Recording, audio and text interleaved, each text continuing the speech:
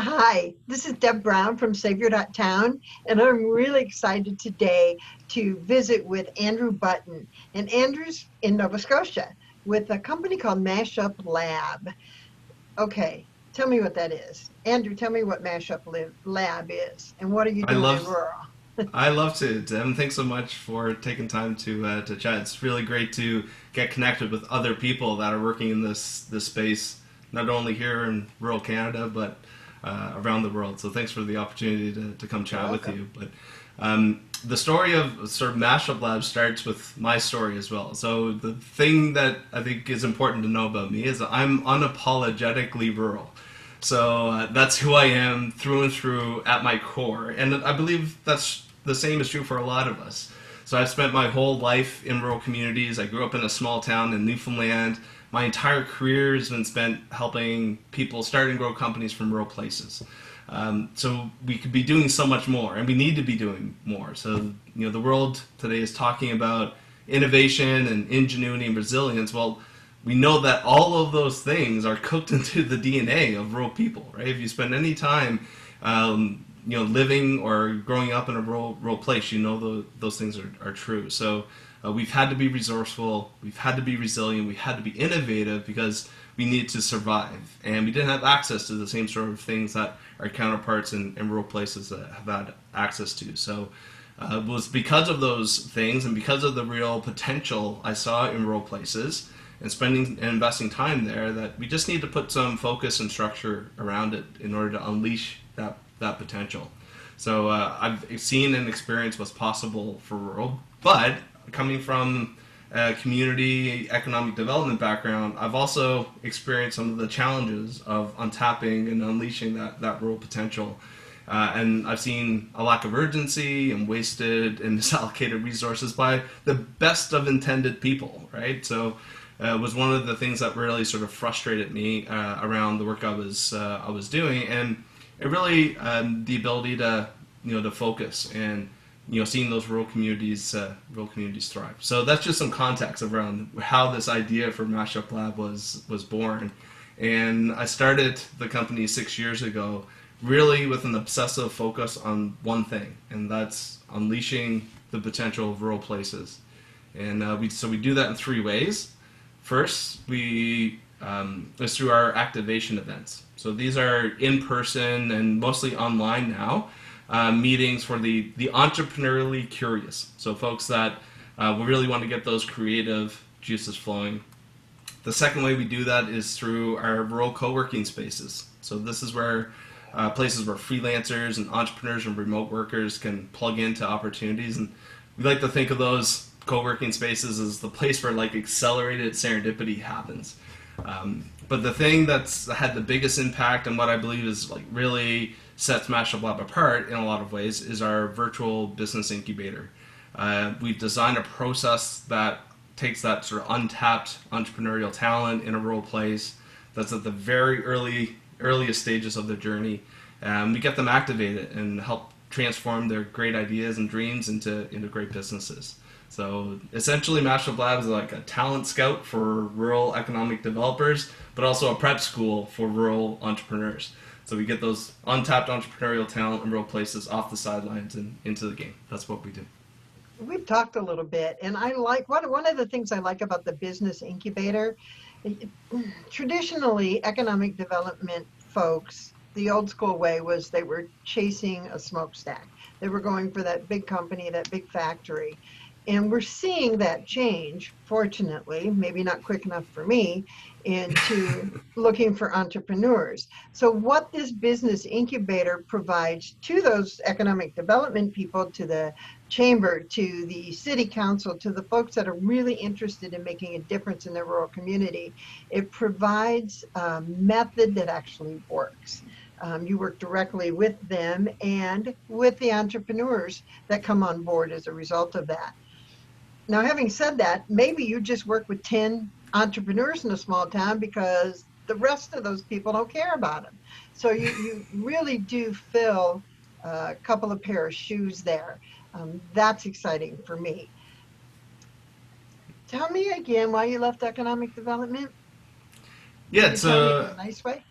no, for sure. It's actually a really great story because I think the things I was challenged by are some of the challenges of a lot of folks that were in my position. So I was executive director of a regional development agency that was responsible for regional and community economic development for an area here in Nova Scotia around a population of around 50,000 people. And for me, the reason I decided to leave that role and to start Mashup Lab was to really play a bit of a different role, and that was all about focus, right? So being able to dive deep into this one part of economic development, right? So the challenge is that economic development is connected to lots of things in our community, right? It's Yeah. connected to rural broadband, it's connected to recruiting family doctors, it's connected to recreational programming and marketing schemes and tourism and lots business and retention and expansion, and all of those things are super important. Like, don't get me wrong, I'm not suggesting that we should deploy an either or strategy. It's a both and strategy, and I felt like the things that got me really excited, the thing I was most passionate about, was finding that hidden entrepreneur tucked away in the small, sleepy little town, helping them take their idea and fill them with courage and confidence to go explore it as a business opportunity. And that's the thing that lit me up, and I knew if I could do that day in, day out, we would get better at it and we'd get more focused in doing it. So I decided to carve out that one piece of economic development and say that's where we're going to get really good, and we're going to do that in a way that allows us to tap into more entrepreneurial talent that gives us a bigger impact in that one thing, so that the folks that are in regional and community economic development, chambers of commerce, working on marketing plans and strategies, they can do the things that they're really good at and bringing that community together, and then we can help and support them in this one sort of strategy of helping to find more entrepreneurs doing entrepreneurial things and help them start awesome companies in their community. And that strategy has worked out really well for us over the last 6 years. Well, and it's exciting for the entrepreneurs too, because people don't know about them. Even in a small town at 2,000 people, I bet you can find 10 people easily that are doing something out of their garage or their basement or their second bedroom, whether it's for a hobby or for a full-time kind of thing, and they just don't know how to move from that spot to the next spot. And it doesn't even necessarily need to be moving from that place to a brick and mortar place downtown. It's not Yeah. even that, but it's how to really make a go of their business. And that's exciting that you help communities and other entrepreneurs find those people and help them through the process. Yeah, like a really great story to tell you around that, Deb, is with Tyler and Anna, right? So they live in Myra Gut, Cape Breton, a beautiful place. If you haven't been there, it's, and, when the borders open up, It's on my it's the place. bucket list to get up by you. So Yeah, so but they're a really great couple. So Tyler has a beard, good looking Cape Brettoner, right? Had a beard, but Anna was really frustrated by the condition of his beard, and was buying a bunch of stuff to help him grow a better beard, and just was really not all that excited. So she started to come up with her own formulas, right? So she never necessarily thought about herself as an entrepreneur or thought about even starting this as a company. It wasn't plugging into all of the things that existed in the ecosystem around her because she hadn't yet considered herself to be an entrepreneur. But what I can tell you is that we were able to get on their radar, and they went through our Mashup Lab business incubation program, and now they're shipping to 18 different countries around the world. They're not. And this is the most important part about their story that gets me most excited, is that here you have a young couple raising their young family in this rural place in Nova Scotia. They're not having to move from their rural community to explore opportunities. They're just moving product from there. And it's turned into a real, opportunity for them. Now, both of them have quit their full-time jobs and are doing this full-time and are hiring 2 or 3 of their neighbors. Like, the economic impact of that opportunity, not only for them and their employees, like that's clear. But what I get most excited about is the ripple effect of their neighbors and their kids, and their neighbors seeing Tyler and Anna build this company from Myra Gut, Cape Breton. And I think that's the kind of thing that really gets me most excited about the work that we're doing, and because I see the potential for us to be doing these kinds of things, in every province and state across rural North America, and that's, if you haven't been able to tell, that's what gets me fired up. I can tell. How many people in that community? Just out of In curiosity. in my regard, I'd be surprised if you pass 100 people going down Main Street, right? But That's it's even a small, more tiny exciting. Yeah. tiny little place. It's in the sort of outskirts of one of our larger centers in Sydney, Cape Breton. But yeah, Myra Gut itself is a again a beautiful place. There's songs that have been written about Myra. So I'm going to go somewhere else for a minute because Yeah, sure. you've set up three co-working spaces. Obviously, I don't think all at the same time, but share with us what makes them different and how that's working for you. Yeah, it's great. Actually, Mashup Lab was born out of a co-working space. So the real sort of inspiration for us to do this kind of work came from my own personal experience, and being surrounded by other entrepreneurial people doing entrepreneurial things in this rural place. That really sort of boosted my courage to go do something audacious, and that accelerated serendipity that I talked about, where that sort of thing happens. And I was just really inspired by the potential places like that held for rural communities. The challenge was that most of the models that make this thing work, especially in rural places, were all based on government funding, and I didn't feel like that was the thing that was going to unleash the most potential in rural places, to go get a bunch of government money to go set up all of these rural spaces. So I said, what would it look like if we were to really develop a model that required no government funding, that allow us to put it, required us to put our own skin in the game, not only myself, but the community of people that wanted to see places like this happen, and get that level of buy-in to create a space where they can work remotely, where they can develop their freelancing business, and quite frankly come up with a dozen other ideas based on everybody else they're hanging out with in that space, that eventually turned into awesome companies. So that was the real inspiration for it.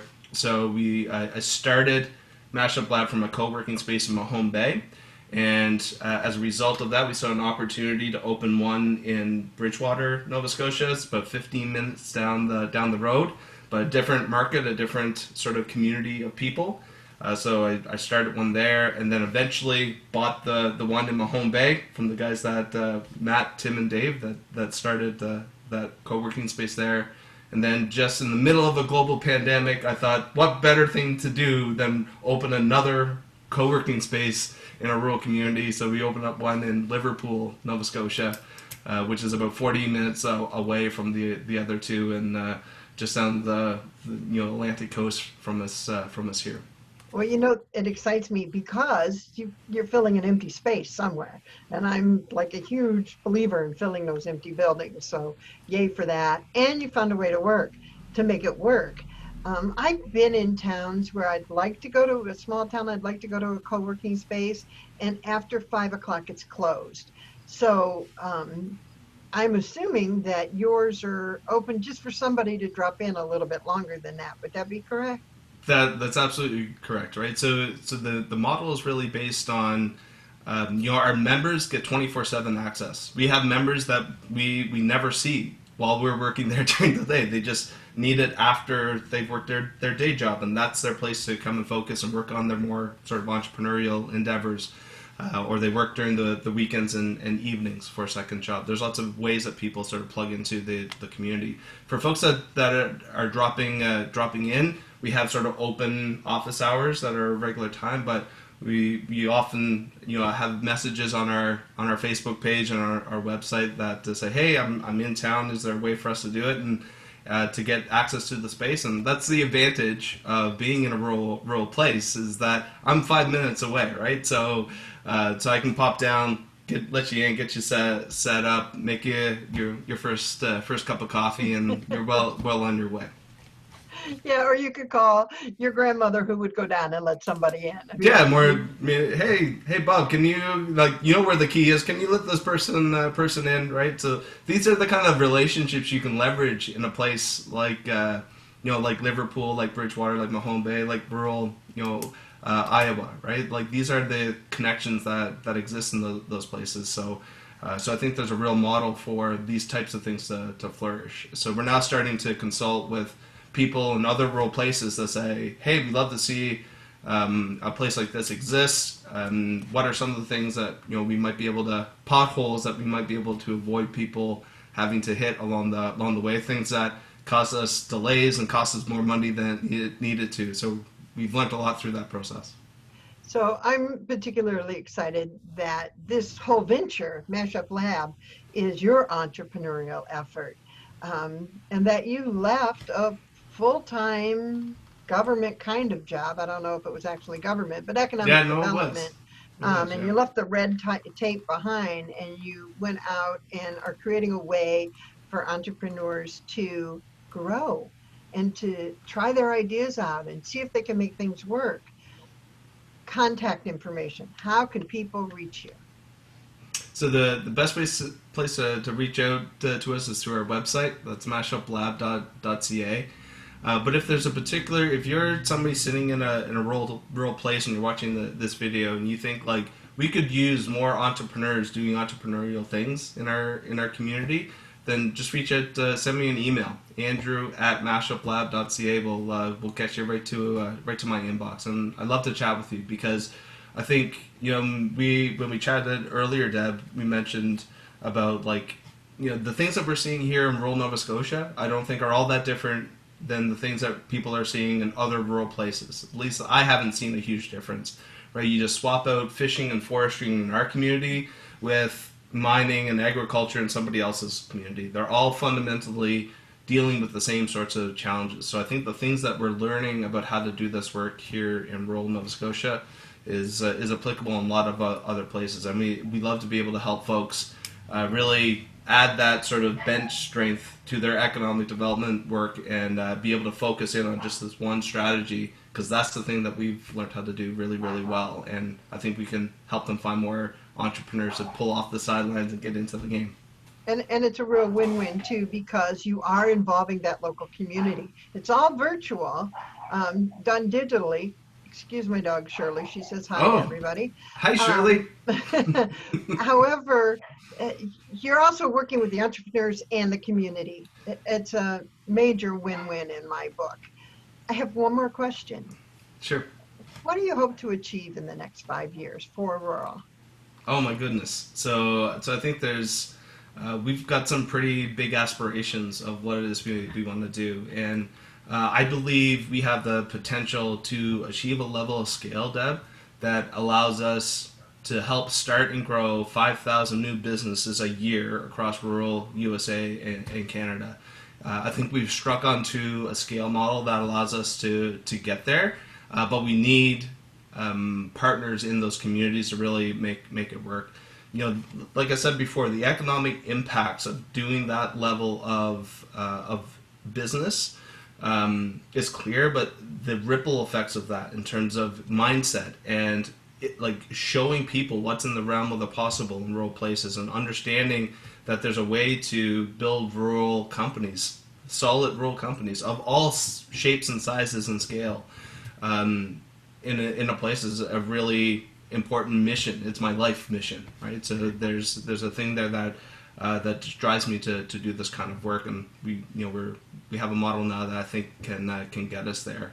We've just as an example, in the last 24 months through that virtual business incubator program, we've helped start 100 businesses in 60 different communities across every rural part of Nova Scotia. Right? So I believe those are things that we can do in every province and state across the continent because I believe that untapped entrepreneurial talent that we're beginning to unleash here in rural Nova Scotia exists in every place. They're there. We just need to find the right partners that are really ready to think differently about how they're doing the work they're doing in their rural community and leveraging the things that we're learning here about unlocking that hidden talent. And I'd love nothing more than to help them with that. So I hope And you there just are made folks me listening. think of one more thing because I Yeah, don't want sure. to forget these people. We talk about economic developers chasing smokestacks, and I always tell them, why don't you concentrate on 10 businesses in town and help them to add more staff or to grow? Well, you will work with entrepreneurs already doing their thing, but looking to grow and to take that next step. They're included in this process too, correct? Absolutely. So some of the folks that have some of those 100 that we worked with here in rural Nova Scotia, they had existing businesses that were either just hobby businesses or businesses that were employing just themselves, and help them figure out what is the model to get them to scale, to hire more people, and to grow into new markets. That inevitably comes a part of the process. So it's the steps to get there are relatively the same, whether you're looking at a brand new business idea or a new model or new product or service to get your existing business to the next level. So that's absolutely something that we work with for sure. Excellent. Well, everybody go to MashupLab.ca, stands for Canada. And if you don't know how to spell it, just look at the picture, it's behind you. And if you want to talk to Andrew specifically, just send an email to andrew@mashuplab.ca. Thank you for your time today. I'm so excited to go share this with some people I know already. It's been my pleasure. I'm Deb Brown with saveyour.town. Awesome. Thanks so much, Deb.